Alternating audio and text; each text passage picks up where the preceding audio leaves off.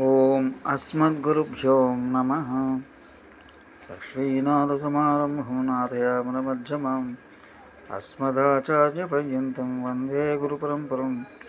వసుదేవసుతం దేవం కంసచానూరమర్దనం దేవకీ పరమానందం కృష్ణం వందే జగద్గురుం. సశంఖచక్రం సక్రీటకుండలం సపీతవస్త్రం సరసైర్వహేక్షణం సహారవక్షస్థలస్వపి కౌస్తుభం నమామి విష్ణుం సరసా చతుర్భుజం. ప్రియ భగవద్బంధులారా, ఈరోజు మనం విష్ణు సహస్రనామ స్తోత్రం ప్రారంభం సంధానం చేసుకునే ముందు ఓం హరి ఓం అని అంటమే దానికి లలితా సహస్రనామాలు, శివ సహస్రనామాలు, లక్ష్మీ సహస్రనామాలు అన్నీ వీటిలోనూ ఈ నామాలు ఓంకారముతో ప్రారంభమై ఓంకారంతో మూసే విధానం కనిపించదు. ఈ విష్ణు సహస్రనామంలో మాత్రం ప్రారంభంలో ఓంకారం ఉంటుంది. చిట్ట చివరి నామం చివర శ్రీ సర్వప్రహరణాయ ఓం నమః ఓంకారం ఉంటుంది.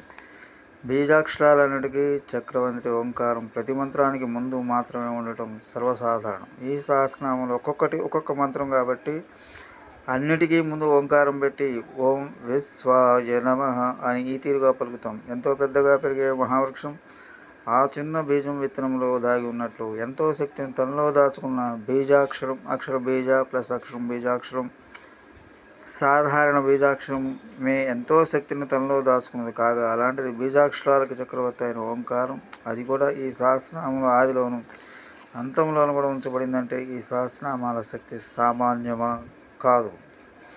విష్ణు సహస్రనామం ప్రారంభంలో ముగింపులో ఓంకారం ఉంటే అది ఓంకారం తన మంత్రంతో 1-7 అక్షరాలు చేసుకుంటూ ఆ విధంగా 2 చోట్ల ఓంకారాన్ని ఉంచుకున్న మరో మహామంత్రం గాయత్రి మంత్రం ఇంటి మీద కనపడే ఒక్కొక్క తాటాకు ఏలా దబ్బలంతో పుట్టిన కారణంగా గాలికి ఎగరక నిశ్చలంగా ఉండే ఇంట్లో వాడిని రక్షిస్తుందో, అలాగే ఓంకారం కూడా ప్రతి మంత్రానికి ముందుండి ఆ మంత్రానికి ఉండే శక్తి చెదిరిపోనీయకుండా చేస్తూ ఆ మంత్రాన్ని వర్ణం చేసిన వ్యక్తికి మంత్ర బలాన్ని ఇస్తుంది.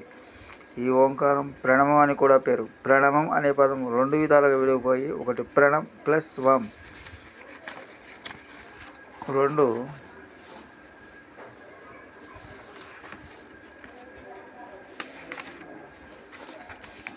ప్లస్ నవం.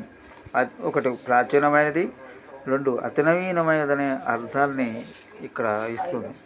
ప్రాచీనమైన ఈ ఓంకారం తనను మననం చేసేవారికి నిత్యం నూతనంగా తన తపశ్శక్తి ఇస్తుందని దీని భావం.